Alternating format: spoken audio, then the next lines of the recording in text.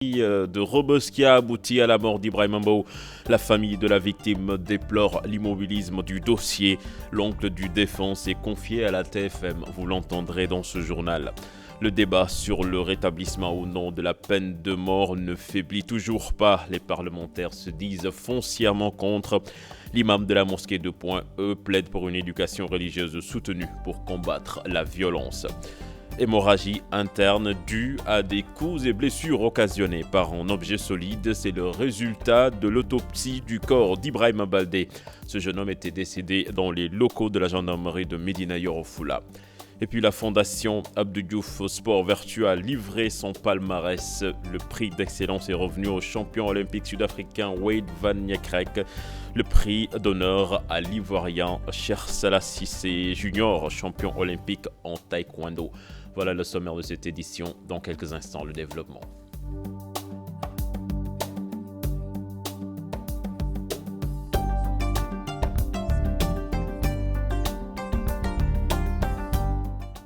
Bienvenue à toutes et à tous. 2 mois après la mutinerie de Rebeuss qui a abouti à la mort d'Ibrahima Mbow, la famille de la victime continue de réclamer justice. Magaye Thiam, l'oncle du défunt, soutient que la situation est difficile à surmonter pour cette famille démunie.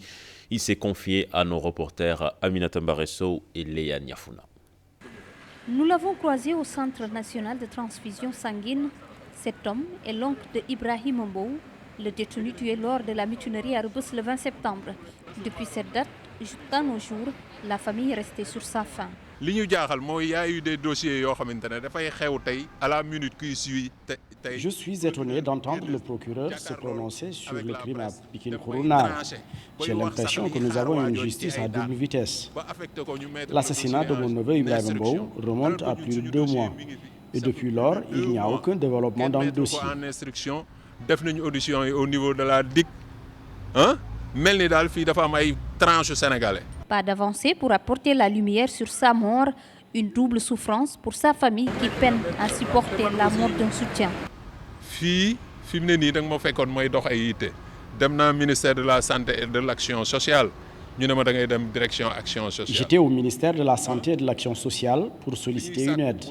Les proches ne peuvent plus supporter les dépenses quotidiennes. Ka yoroon kër gi doon joxe dépense yoroon fa lépp moom la ñu faat.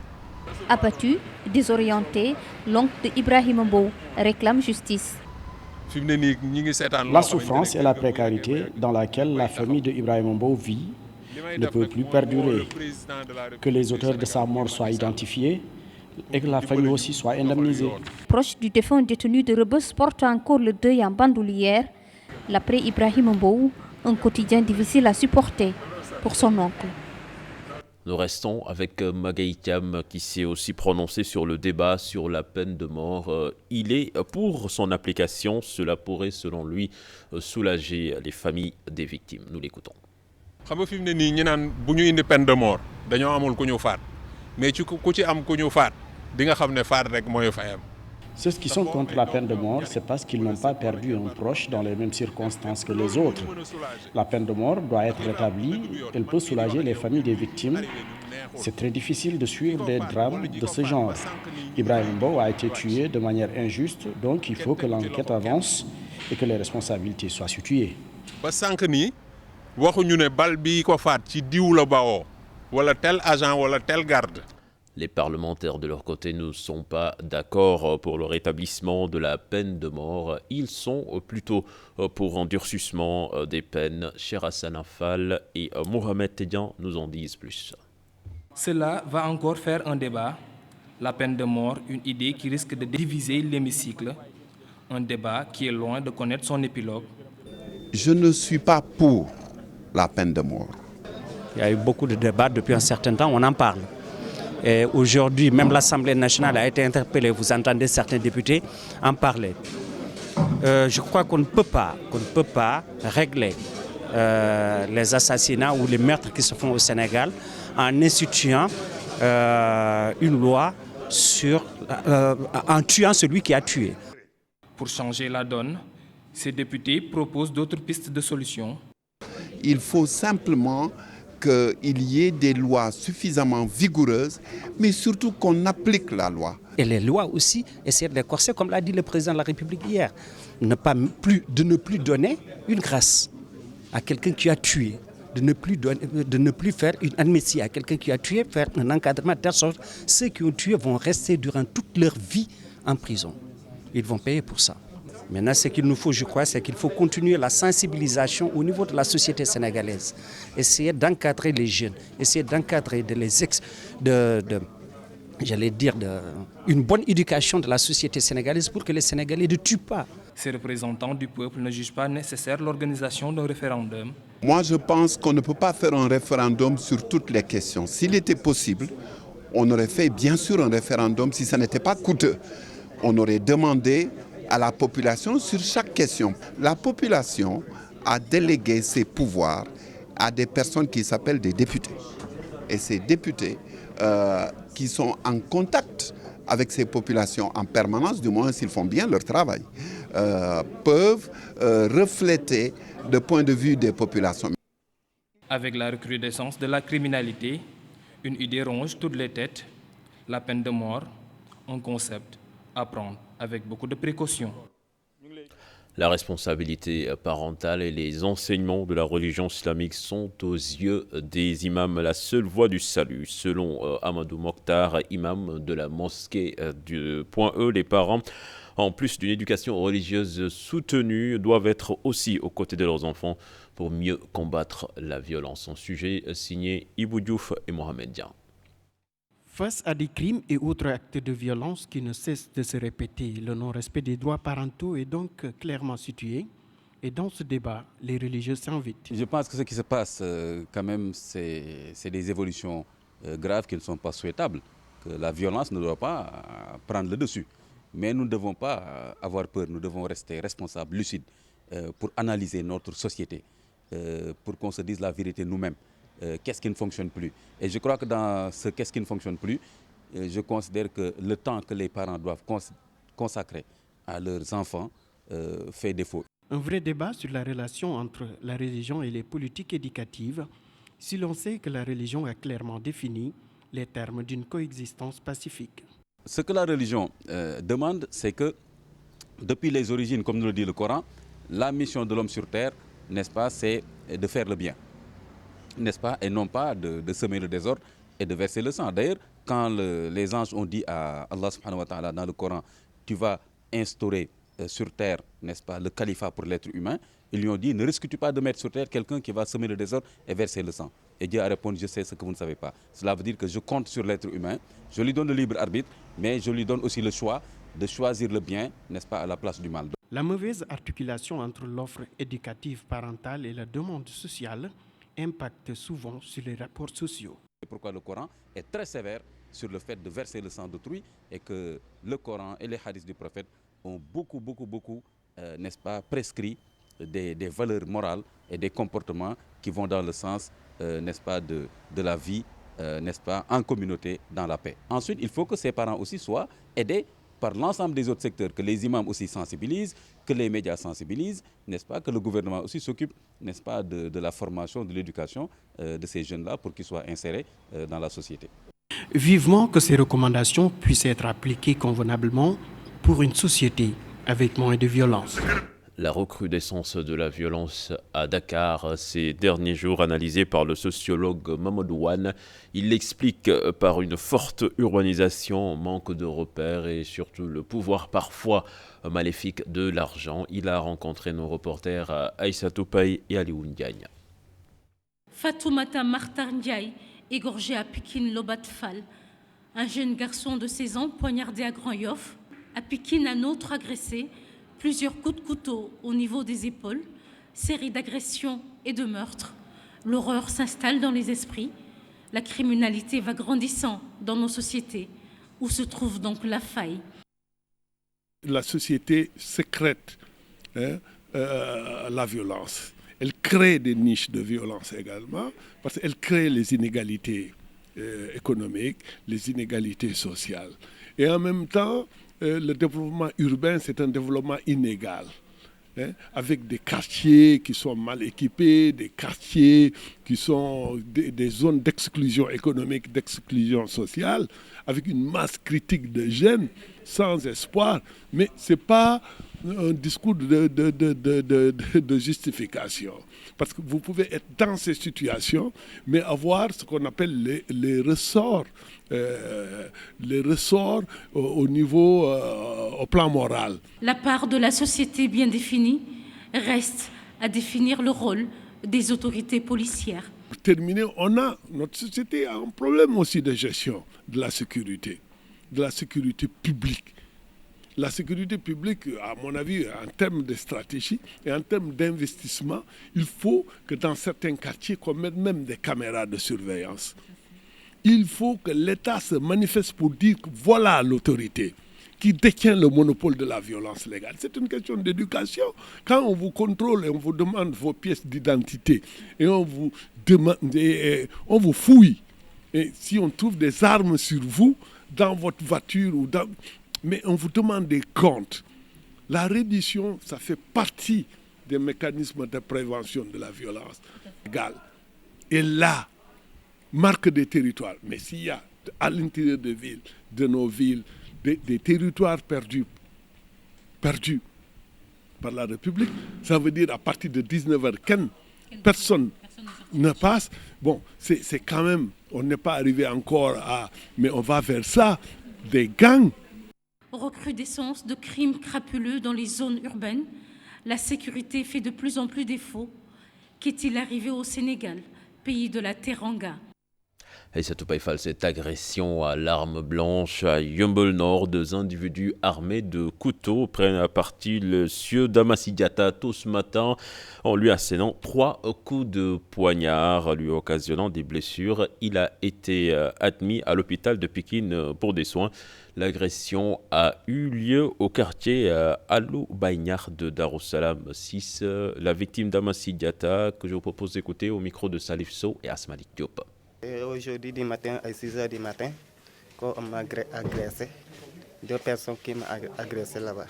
Ils m'ont pris mon sac, ils sont avec mon téléphone, ils sont partis avec lui, avec ça. Je disais, bon, on va directement au dispensaire parce qu'il saigne beaucoup. Alors, c'est comme ça. On est venu directement comme encore à l'hôpital de Comico, des militaires. On nous a dit, bon, c'est pas possible ici, il faut qu'on nous aille à l'hôpital. De temps en temps, bon, il y a les sécurités, les gens qui passent, les policiers qui passent de temps en temps, mais pas tous les jours. Oui. Je vous l'ai annoncé dans les titres, les résultats de l'autopsie du corps d'Ibrahima Baldé, mort dans les locaux de la gendarmerie de Médina Yoro Fula dans la nuit du 12 au 13 novembre dernier, révèlent que la victime est morte à la suite d'une hémorragie interne due à des coups et blessures occasionnés par un objet solide. C'est du moins la déclaration du procureur de la République auprès du tribunal de Kolda, Yero Moussa Diallo, que je vous propose d'écouter au micro d'Adoulaye Diallo.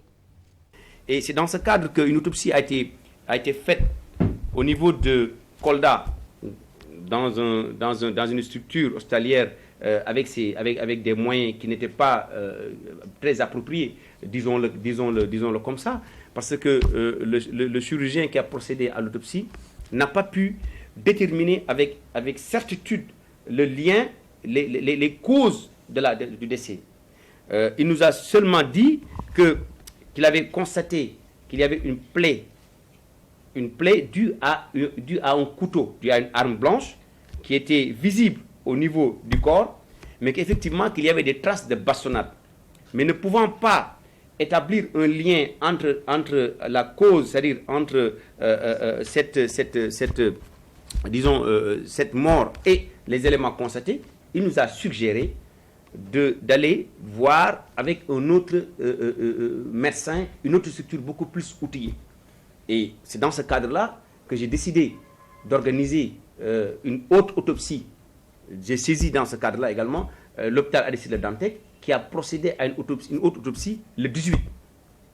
Et cette autopsie a été pratiquée par un médecin du nom de Cham qui a tout simplement révélé, après examen, que la personne était décédée suite à une hémorragie interne abondante due à des coups et blessures. Donc c'est un choc, c'est une mort due à un choc causé par une hémorragie interne abondante dus à des coups et blessures par objets contondants. Donc, nous allons à présent à Gendar. Après le saccage des salles de classe de l'école Cheikhou Touré par certaines populations, la mairie de Saint-Louis a offert 150 tables bancs, du matériel didactique à l'établissement sinistré. Un moment choisi par les parents d'élèves de l'unique école de Gendar qui accueille chaque jour plus de 500 élèves de plaider pour la sécurité des enfants. Ousseynou Diop, Habib Saïk. Lors des affrontements entre forces de l'ordre et une partie des populations de Gendar, plusieurs salles de classe de l'école Cheikhou Touré ont été saccagées, des tables bancs brûlées, de même que la salle du directeur adjoint. Après l'appel lancé par les parents d'élèves et l'administration de l'établissement scolaire, la mairie a apporté son soutien pour le démarrage effectif des cours dans l'unique école primaire du quartier de Gendar qui compte 1500 élèves actuellement. Un lot de 150 tables bancs, un lot également de jouets, de chaises pour la petite enfance. Et c'est donc la population de Saint-Louis, avec le maire, nous prions à ce que ces choses-là n'arrivent plus à l'école. Ce lot de tables bancs et de matériel didactique que soulage les parents d'élèves de l'école Cheikhou Touré reste à assurer la sécurité des élèves. Le problème reste encore presque en entier parce qu'il y a un problème de sécurité. On n'a ni porte ni fenêtre. Et dès lors que dans des classes comme Gendar où on n'a pas de fenêtre, c'est difficile d'y travailler. Il y a la sécurité d'abord des élèves, surtout des enseignants. Parce que des jets de pierre peuvent partir de partout.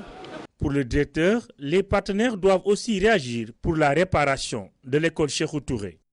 Parce qu'on sait que l'enfant, sa place n'est pas à la maison, ni encore dans la rue. Sa place est à l'école. Depuis 2 semaines presque, les gosses sont à la maison. Ça nous fait beaucoup mal. Si on nous amène aujourd'hui un lot de 150 albans, on peut dire qu'il y a déjà un début de solution. Maintenant, ce qui reste maintenant, je l'avais dit et je le répète, c'est la sécurité des élèves et des enseignants. Avec l'appui de la mairie de Saint-Louis, les cours peuvent démarrer normalement. Les parents d'élèves ont aussi plaidé à l'occasion de la cérémonie pour le renforcement de la sécurité. Lancement du commentaire général sur l'investissement public en faveur des enfants, une initiative de la Coalition nationale des associations et ONG pour les enfants. Au cours d'un atelier qui s'est tenu ce matin, des recommandations ont été formulées pour la réalisation des droits de l'enfant au Sénégal. Compte rendu signé Souleymane Touré et Léa Niafouna. Oui à la mise en œuvre du commentaire général sur l'investissement public pour la réalisation de nos droits. Ainsi, les enfants donnent le ton à un processus d'appropriation et de vulgarisation de ce commentaire général. La CONAF et ses partenaires optent pour un investissement public en direction des enfants. D'où l'État a l'obligation, dans l'élaboration de son budget, d'être beaucoup plus sensible aux droits des enfants. Le Sénégal a déjà créé un environnement politique, légal, institutionnel qui est extrêmement favorable à la promotion et la protection des droits de l'enfant. Au-delà du lancement de ce commentaire, les initiateurs comptent porter ensemble les plaidoyers pour une budgétisation en faveur des enfants. On a vu aussi qu'en 2015, le budget du ministère de la Famille a été diminué drastiquement par rapport à ce qui concerne les enfants jeunes. Donc d'où la nécessité de faire le plaidoyer, mais aussi au moment opportun. Il faudrait qu'on demande beaucoup plus d'efficience dans l'utilisation des ressources, beaucoup plus de transparence dans l'utilisation des ressources et dans l'allocation des ressources en direction des enfants. Beaucoup plus d'équité. Le fait d'avoir directement au sein du secrétariat général de la présidence une structure qui s'occupe de protection d'enfance et qui existe déjà depuis 2008 montre tout l'intérêt que le chef de l'État accorde à cette frange de la population, cette frange vulnérable. La Coalition nationale des associations et ONG en faveur de l'enfant, désormais aux avant-postes pour la réalisation des droits de l'enfant au Sénégal. Plaidoyer pour la planification familiale. La secrétaire exécutive du réseau parlementaire pense que c'est une bonne chose pour l'épanouissement de la famille. Awadia Thiam en parle au micro de Cheikh Hassan Affal. C'est un réseau qui regroupe pratiquement l'ensemble des députés, ce qui est une réalité. Les questions d'enfants, les questions de femmes et les questions de population en général, pour être plus concis, des questions de développement. Et elle a pu faire le link dans lequel nous nous acheminons, c'est la question du dividende démographique qui aujourd'hui est une priorité dans nos différents pays. Et cela va nous permettre aussi de mettre le doigt sur les questions de développement concernant la question de santé, la question d'éducation tout court, en tout cas les questions qui vont concerner et les jeunes et les... Sport, la fondation Abdou Diouf Sport Vertu a livré son palmarès. Le prix d'excellence est revenu au champion olympique sud-africain Wade van Niekerk, le prix d'honneur à l'Ivoirien Cheikh Salah Cissé Junior, champion olympique en taekwondo. Compte rendu signé Modou Diop et Mamadou Fall. Au moment où l'on note des pratiques pas du tout saines dans les sports africains, à l'image de l'arbitre ghanéen Lamtey, la fondation Abdou Diouf, ex-président de la République, fête les vertueux. Sport et Vertu tient son 13e gala pour honorer les sportifs africains qui se sont distingués. Tous les 2 ans, la Fondation organise un gala.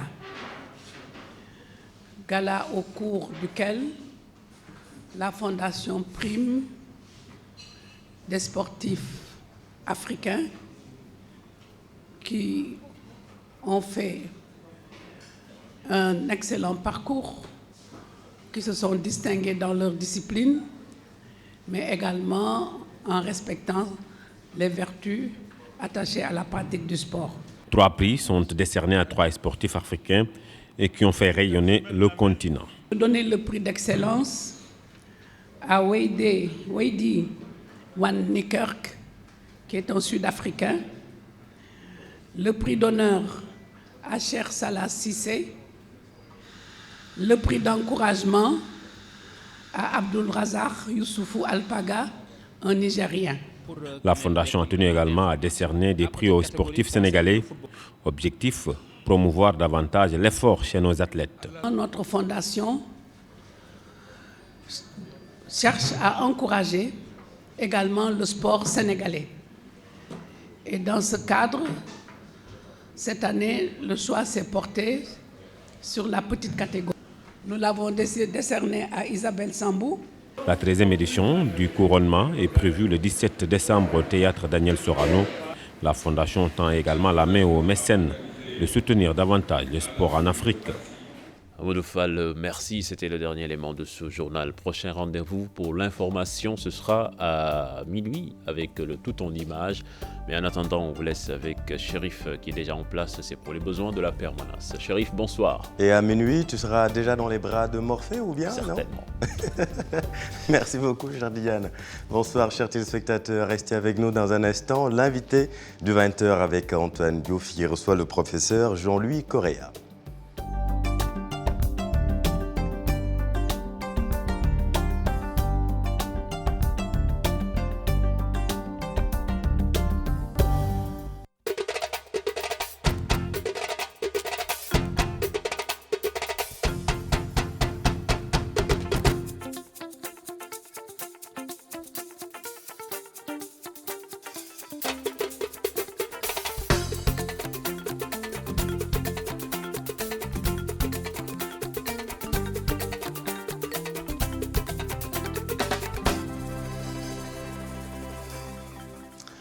Rebonsoir, merci de vous informer sur TFM Miroir du Sénégal. Place maintenant à l'invité du 20h avec les 50 ans du Code des obligations civiles et commerciales. Un colloque est prévu à cet effet, un moment qui est prévu également pour revenir un peu sur l'histoire de la codification, mais aussi de dresser un bilan en collaboration avec la faculté de droit de l'université. Cher Antoine Diop, sur tout cela, Antoine Diouf, bonsoir. Vous êtes avec le professeur Jean-Louis Correa. Bonsoir, Chérif Cheikh Ahmed Tidiane Diop. Mesdames, Messieurs, bonsoir. Sur ce plateau, le professeur Jean-Louis Correa.